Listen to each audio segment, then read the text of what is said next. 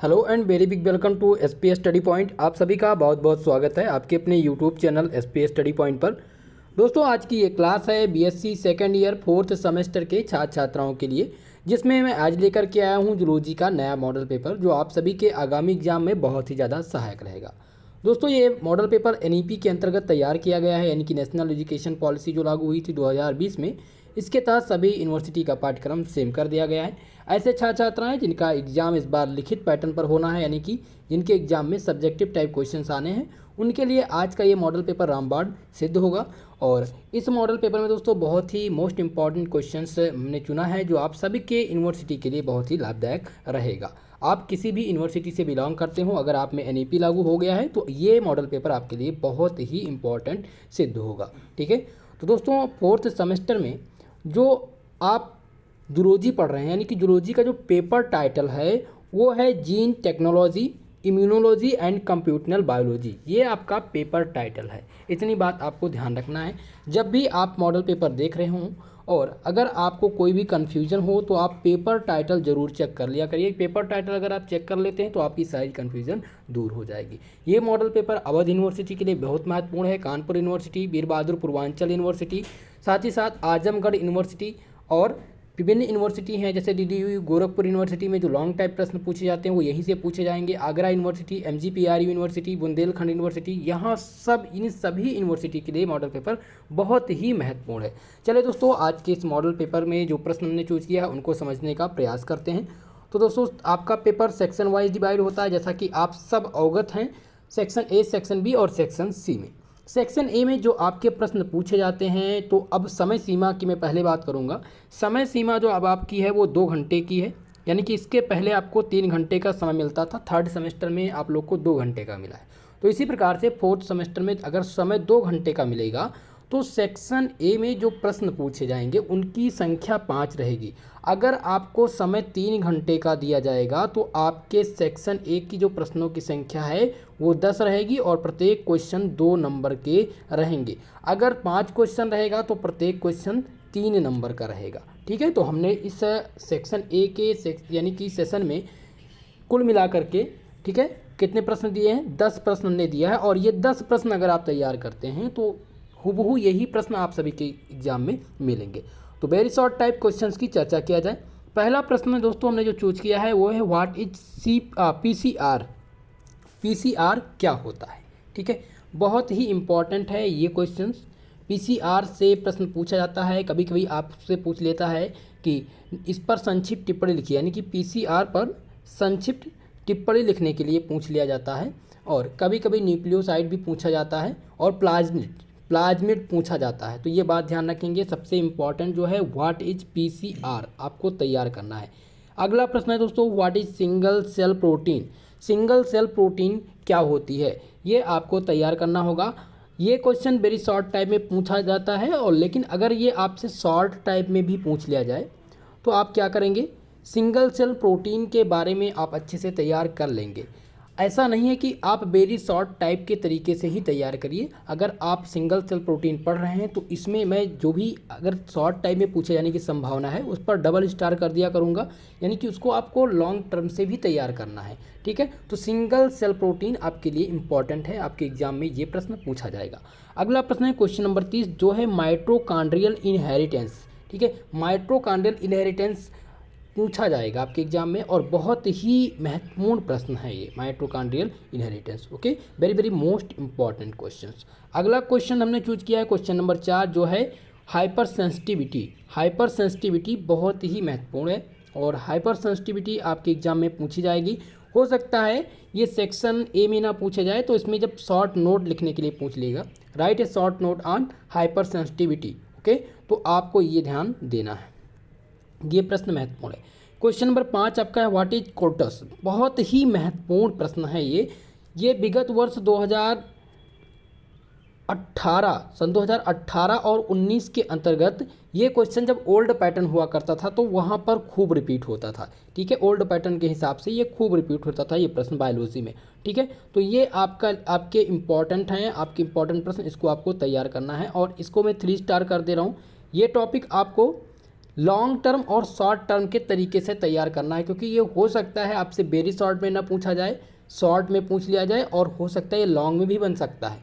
तो आपको इसको क्या करना है, लॉन्ग टर्म के तरीके से तैयार करना है। हालांकि इसका क्वेश्चन मैंने लॉन्ग टाइप क्वेश्चंस में भी मेंशन किया है, लेकिन आपको मैं यहाँ भी बता दे रहा हूँ, इसको आप तैयार करके जाएंगे।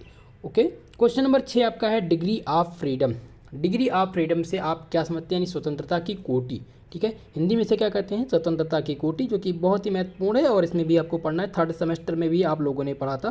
तो डिग्री ऑफ फ्रीडम तैयार करके जाएंगे, महत्वपूर्ण है आपके लिए, ये आपको तैयार करना है। दोस्तों आप सबसे मेरा निवेदन है, वीडियो आपको पसंद आ रही हो प्लीज़ वीडियो को लाइक शेयर कर दीजिएगा, और जो भी चैनल हमारे इस चैनल पर, जो भी हमारे दोस्त चैनल पर नए आए हैं, चैनल को सब्सक्राइब जरूर कर लीजिएगा, बेल आइकन को प्रेस कर लें ताकि क्लास का नोटिफिकेशन आपको टाइमली मिलता रहे। ओके, तो 6वां प्रश्न आपको तैयार करना है। 7वां प्रश्न है हिस्टोग्राम। पूछा जाता है व्हाट इज हिस्टोग्राम या एक्सप्लेन हिस्टोग्राम, ये क्वेश्चन पूछ लिया जाता है। ठीक है, तो हिस्टोग्राम क्या होता है ये आपको तैयार करके जाना होगा, बहुत ही महत्वपूर्ण प्रश्न है। इसका सॉल्व पेपर दोस्तों मैं कराऊंगा कंप्लीटली, सभी सब्जेक्ट के मॉडल पेपर देने के बाद इसके सॉल्व पेपर स्टार्ट करेंगे, और लगभग 3 मॉडल पेपर मैं आपको प्रत्येक सब्जेक्ट का प्रोवाइड कराने वाला हूँ। यही 3 मॉडल पेपर आप तैयार कर लीजिए, और अलग से आपको कुछ पढ़ने की ज़रूरत नहीं है। और जो आज का ये मॉडल पेपर है, लगभग 75% ऑल यूनिवर्सिटी के क्वेश्चन यहीं से पूछे जाएंगे। ओके, चलिए क्वेश्चन नंबर 7 हिस्टोग्राम आपको तैयार करके जाना है।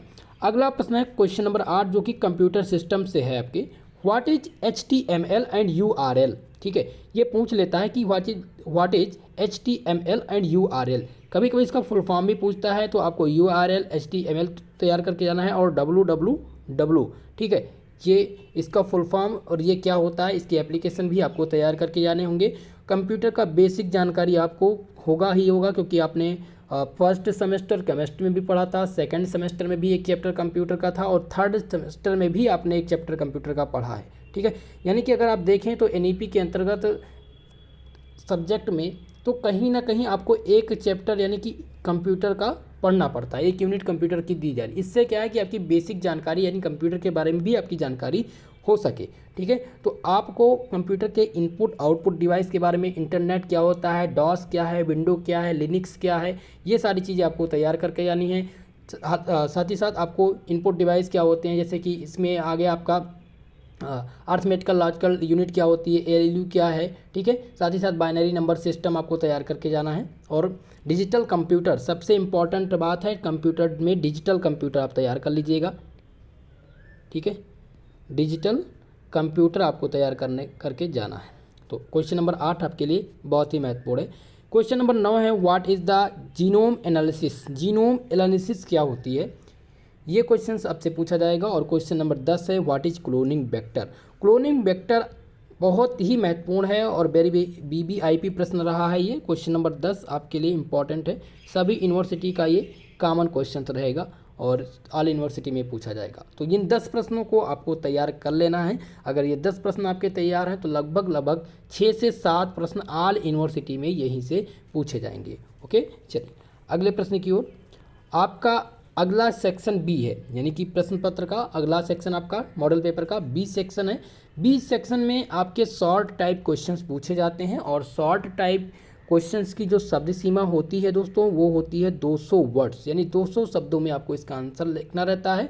और 5 क्वेश्चन आपको सेक्शन B से हल करने होते हैं, और 5 प्रश्न में से 10 प्रश्न में से 5 का करना होता है। प्रश्न कितने पूछे जाते हैं, 10 पूछे जाते हैं। इनमें से आपको हल कितना करना है, 5 हल करना है, और प्रत्येक की शब्द सीमा कितनी है, 200। क्वेश्चंस कितने नंबर का रहेगा, यानी कि एक क्वेश्चन यानी कि प्रत्येक क्वेश्चन दोस्तों आपका 10 नंबर का रहेगा, या कुछ यूनिवर्सिटी में 7 या 7.5 नंबर का रहता है। ठीक है, चलिए तो पहला प्रश्न डिस्कस करते हैं सेक्शन B का।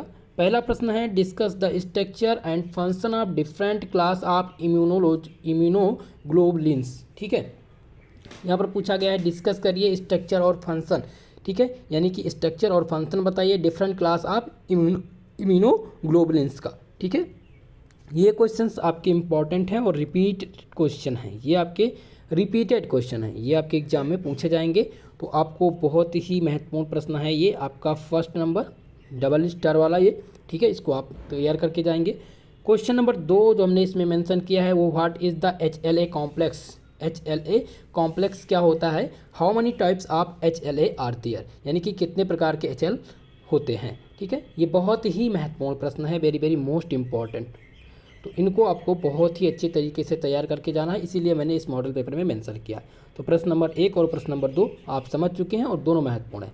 क्वेश्चन नंबर 3 आपका है discuss the process of recombinant DNA, यानी कि रिकम्बिनेट DNA का प्रोसेस क्या है, ये आपको डिस्कस करना है। रिकम्बिनेट DNA जो है इसका प्रोसेस कैसा है, कभी कभी क्या पूछा जाता है, कभी कभी पूछ लेता है discuss the process of recombinant DNA and its application.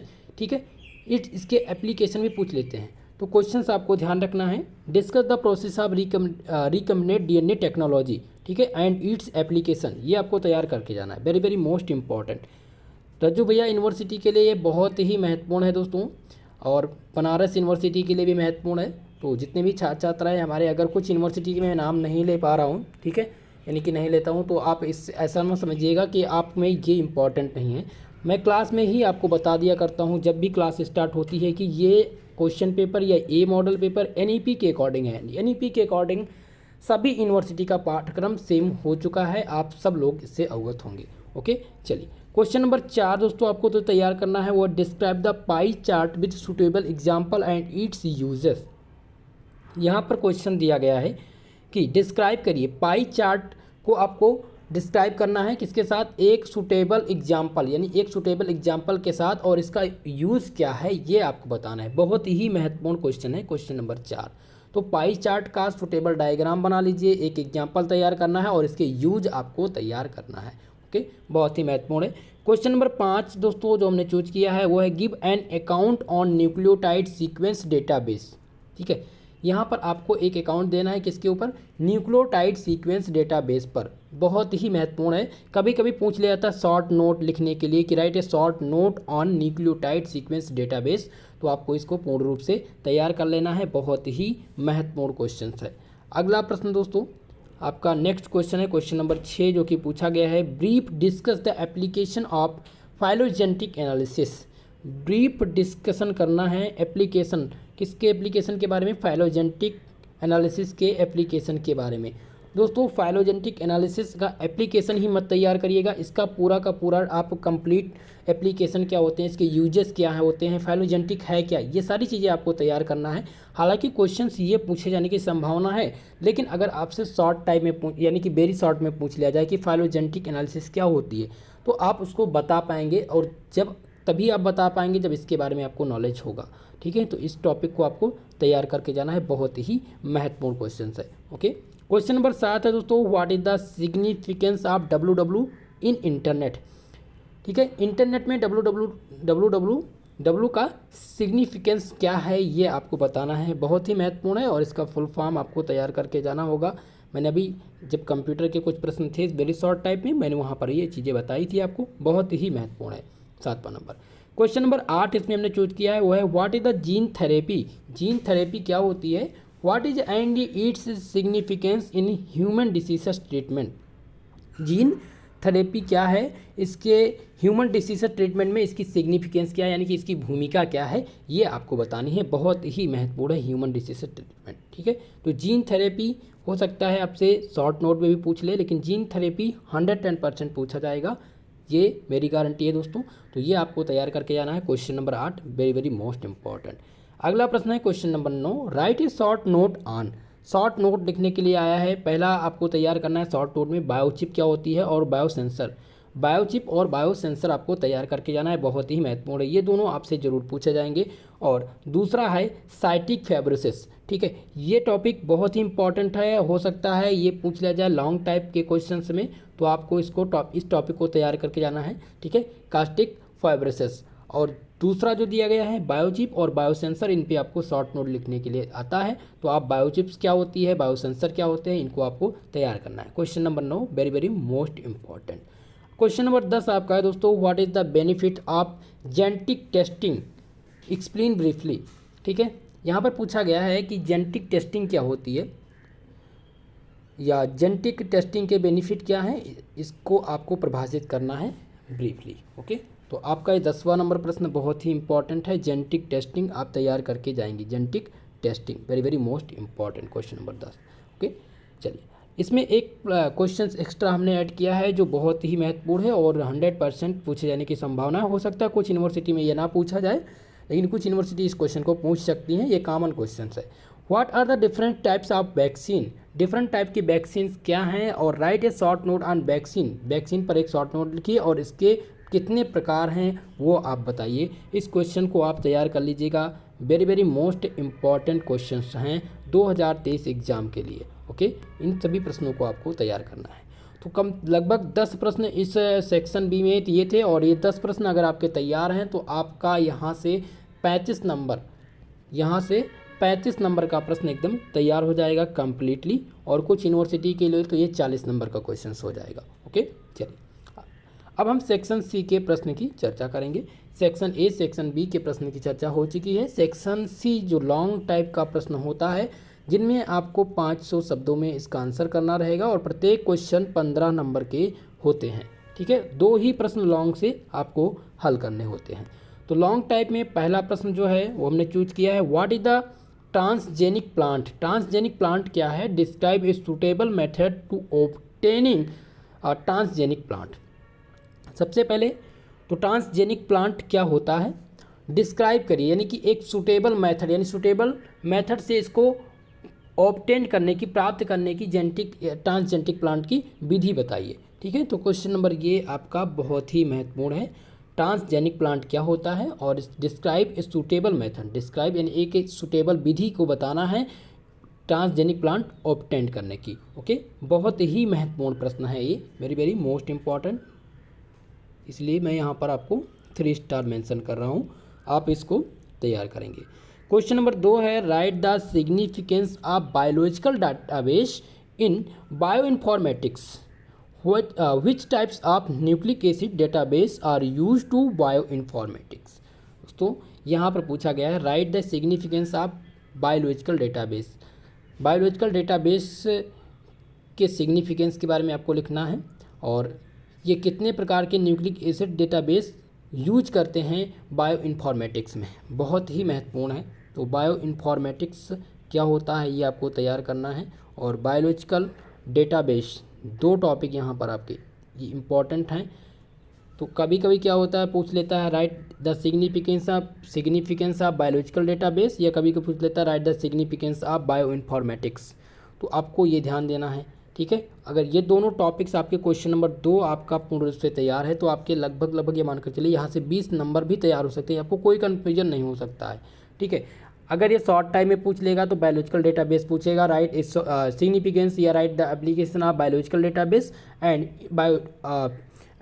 The phase of bioinformatics. ठीक है, तो ये आप तैयार करके जाएंगे question number 2, very very most important, पूरा प्रश्न ये बहुत ही महत्वपूर्ण है। क्वेश्चन नंबर 3 दिया गया है दोस्तों, इसमें describe the main part of computer system and their function. ठीक है, यहाँ पर आपको कंप्यूटर के विभिन्न प्रकार के जो पार्ट्स हैं उनको आपको बताना है, उनके फंक्शन यानी उनका वर्क क्या है ये आपको डिस्क्राइब करना है। तो ये कंप्यूटर से था, ये आप तैयार करके जाएंगे, बहुत ही महत्वपूर्ण प्रश्न है आपके एग्जाम के लिए। अगला प्रश्न है क्वेश्चन नंबर 4 जो दिया गया, व्हाट इज द क्यूरोटस दिया गया है। ठीक है, और right what are its types and represent a negative kurtosis graph, बहुत ही इंपॉर्टेंट है क्वेश्चन नंबर 4। ठीक है, ये आपके लिए इंपॉर्टेंट है, कोर्टोसिस जो है ये आपके लिए इंपॉर्टेंट है। राइट शॉर्ट नोट भी लिखने के लिए आता है इस पर, लेकिन ये प्रश्न आप ध्यान रखेंगे क्वेश्चन नंबर 4 वाला, व्हाट इज कोर्टोसिस। ठीक है, इस पे संक्षिप्त टिप्पणी लिखने के लिए आता है, कभी कभी पूछ लेता है व्हाट आर द टाइप्स, इसके प्रकार क्या हैं, और and represent a negative kurtosis graph, यानी ग्राफ भी प्लॉट करना होगा आपको यहाँ पर। तो क्वेश्चन नंबर 4 आपके लिए बहुत ही महत्वपूर्ण है, very very most important. Okay, अगला प्रश्न आपको तैयार करना है, क्वेश्चन नंबर 5 दिया गया है, explain the theory of clone selection given by the Burnet. ठीक है, ब्यूनेट के द्वारा जो क्लोन सिलेक्शन थ्योरी दी गई थी उसको आपको यहाँ पर परिभाषित करना है। Write down the significance of clone selection in immunology, बहुत ही महत्वपूर्ण दोस्तों ये क्वेश्चन है, क्वेश्चन नंबर 5, ये लास्ट प्रश्न है इस मॉडल पेपर का लॉन्ग टाइप में, और ये क्वेश्चन आपके एग्जाम में बहुत ही ज़रूरी है पूछा जाना, क्योंकि एग्जामिनर इस टाइप के प्रश्न एग्जाम में पूछता है। क्यों पूछेगा, क्योंकि यहाँ पर पूछा गया है क्लोनिंग सिलेक्शन थ्योरी, तो क्लोन माफ करिएगा क्लोनल सिलेक्शन थ्योरी दी गई है, ठीक है। तो क्लोनल सिलेक्शन थ्योरी किसने दिया था? ब्रूनेट ने दिया था। तो ब्रूनेट के द्वारा जो क्लोनल सिलेक्शन थ्योरी दी गई है वो क्या है, उसको आप परिभाषित कीजिए और उसके सिग्निफिकेंस को आप लिखिए, ठीक है। और इसके सिग्निफिकेंस क्लोन यानी क्लोनल सिलेक्शन इन इम्यूनोलॉजी में भी इसका योगदान क्या है ये भी आपको बताना है। तो यहाँ से 2 प्रश्न आपके तैयार होते हैं। पहला तो ये आपको तैयार होता है कि explain the theory of clonal selection given bye brunette, ठीक है। उसके बाद में आपका जो दूसरा है वो है write down the significance of clonal selection in immunology. तो ये 2 प्रश्न तैयार होते हैं और ये 2 प्रश्न शॉर्ट के हैं, लेकिन लॉन्ग टाइप में तो आपसे 2 टाइप के प्रश्न तो पूछेगा ही लॉन्ग टाइप में, आप सबको पता ही है, ठीक है। तो ये 5वां प्रश्न आपके लिए महत्वपूर्ण है। सेक्शन सी के अंतर्गत 5 प्रश्न हमने चूज किए हैं और 5 प्रश्न में से दोस्तों आपको 2 ही प्रश्न हल करने होते हैं। अगर ये हमारे बताए गए ये 5 प्रश्न आप तैयार कर लेते हैं पूर्ण रूप से, तो आपको अलग से कुछ और तैयार करने की ज़रूरत नहीं होगी। यही 5 प्रश्नों में से आपके एग्जाम में प्रश्न पूछे जाएंगे। ओके, तो ये दोस्तों आज की ये क्लास, ये मॉडल पेपर आप सबके लिए कैसा रहा कमेंट सेक्शन में कमेंट करके ज़रूर बताइएगा। साथ ही साथ इस क्लास का PDF आपको टेलीग्राम चैनल पर प्रोवाइड करा दिया जाएगा। टेलीग्राम से आप इस PDF को प्राप्त कर सकते हैं, ठीक है। बिल्कुल आपको मुफ्त में ये PDF प्राप्त हो जाएगा। टेलीग्राम से जुड़ने के लिए आप सर्च कर लीजिएगा टेलीग्राम पर SP स्टडी चैनल फर्स्ट या SP स्टडी पॉइंट, जो आपके चैनल का नाम है वही टेलीग्राम चैनल का नाम है, ठीक है। सर्च करिएगा आप टेलीग्राम के सर्च बार में, आपको मिल जाएगा चैनल, जहाँ से आप बिल्कुल फ्री में ज्वाइन कर सकते हैं और जो भी PDF है उसका लुत्फ ले सकते हैं, ठीक है। नोट्स भी आपको वहीं पर सारे प्रोवाइड किए जाएंगे।